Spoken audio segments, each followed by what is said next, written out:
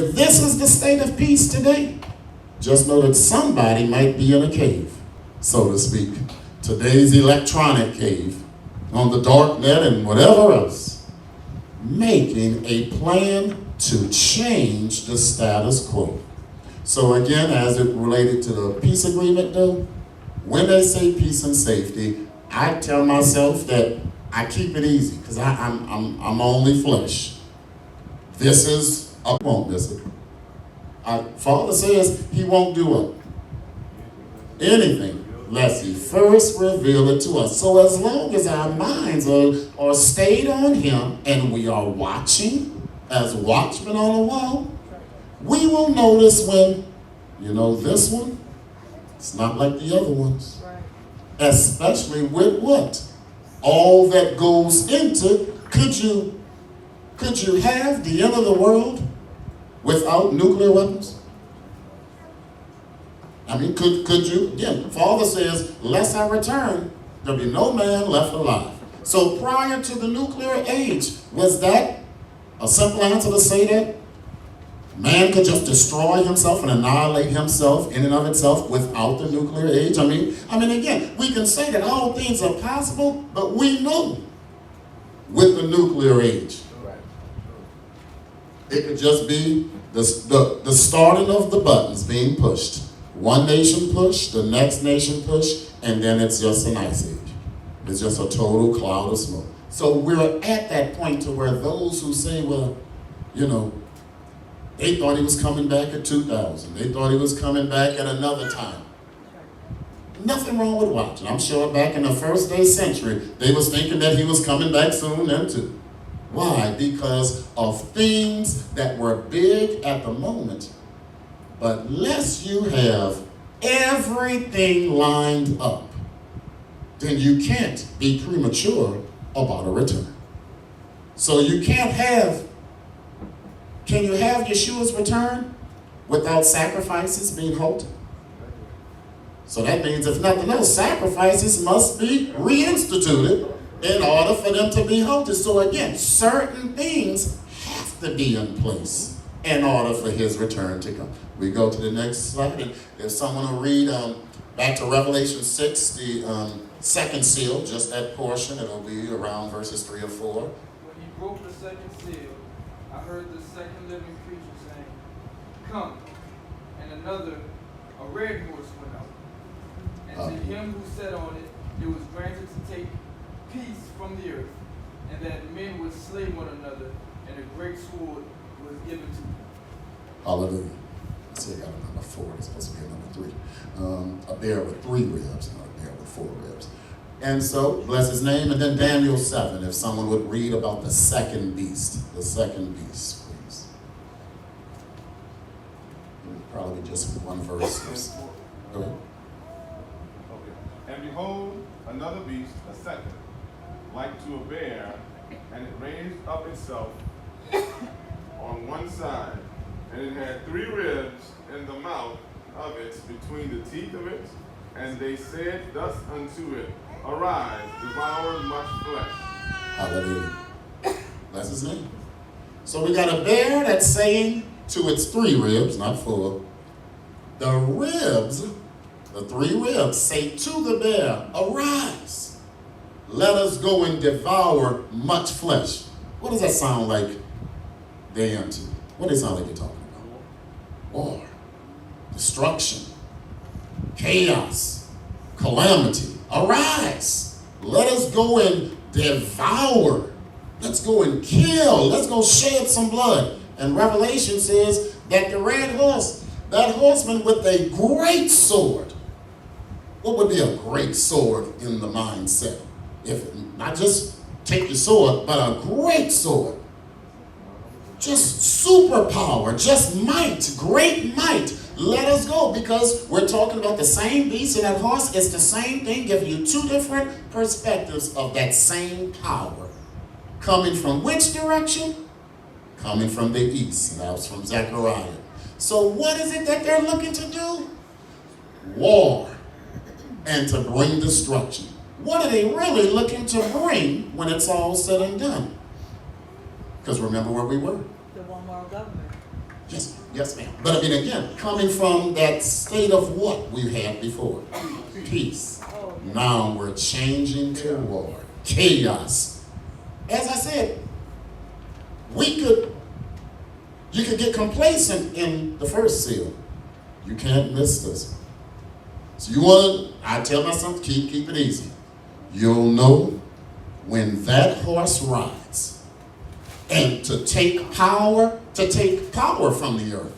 Because this is a change in the paradigm. Right now, the West is the superpower. But who are we looking at that the bear is clearly mighty Russia? And the three ribs, who was its closest allies? His closest counterparts that are of the same nature. And what does that red as well represent? Communism. Again, he didn't leave this for us to wonder, but will we be ready? Because the information has been given, enough information has been given. So Russia, who are its closest counterparts? China and North Korea for sure. Who's that third rib? I never pretended I know, because I could put a few guesses up there, but I'm pretty comfortable with those three being three of the four. Like I said, it's a bear with three ribs, not four there. So therefore, who would be that other rib?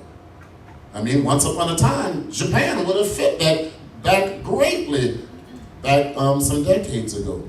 Who is it today? Is it a small nation that's not located in the east with them, as right below us, down off the tip of Florida, Cuba? Could it be? Because again, it's definitely a launching pad for all those foes. So again, if it's of the same nature, we don't pretend to know it all, but we know what we're looking for.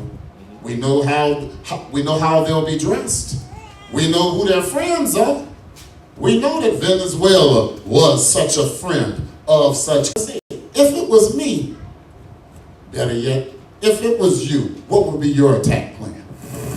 Again, you're planning this right now.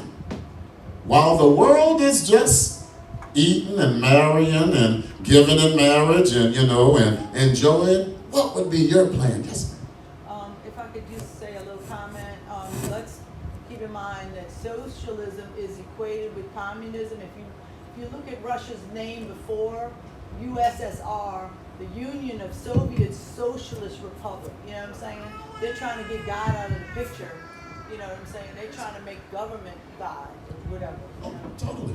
Yes, ma'am. And again, that fits right here on the board. Yes, sir. My plan would be to attack economically. Economically, yes, sir. Sanction. First of all, Yes, sir. and to bring the prosperity down in the country from the inside.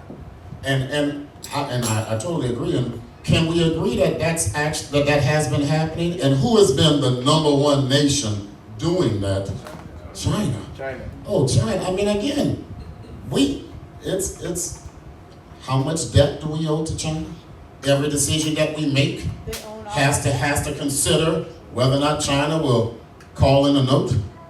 I mean, again, and as their economy has been increasing, what is America? I mean, where did those jobs? All of it plays a great part. Yeah, but that also happened within the structure of the U.S. government in a underhand way from our own leaders who are part of the globalist market. Ephraim is what? What does Hosea say? Ephraim is what? Of the nation? No, it's Ephraim is the fullness of the Gentiles? a silly dove. Oh. And just diluting himself. I mean, again, if Father wants you to stay on top, you'll stay on top. And have we been on top for the longest? He said that the archers will sorely grieve at you. Right. But you won't be able to do nothing as long as what? Father keeps your arm mighty. Okay. But we're supposed to be the strong arm of what? Of Israel. And Father said everything is for a time and a season, and that time and that season is where we're in. Yes, Ephraim's also half-baked. Oh, yes, sir. I mean, again, we are on a timetable, and as you see what other nations are doing, you look at what we're not doing. I mean, we diluted our military, greatly just this last presidency. And It's all, again, it's all a big picture coming Bringing together. in homosexuality, that put our military. The morals of the United States, the morals of the Western society, all about bringing down a nation, decaying it from within, while others, and again, pretending that we can make peace and that we can talk peace, but that peace will actually be met by, just because people sign agreements don't mean that their intention is actually to be honorable. When we listen to many things that many in our government say, it's as though they live in a play world. I mean, it's this make-believe world that, I mean, everybody really gonna mean nice. North Korea is not supposed to have nuclear weapons. They signed an agreement saying, they signed an agreement saying, hey, give us money and we'll stop our nuclear program. Did they mean that? Did they ever mean it? Or did they just want the money? So I'm just saying in that sense, yes, ma'am. Okay, so like, you know how history repeats, nothing new under the sun. So we know U.S. has been up here, if you want to look at an example of socialism, communism, Venezuela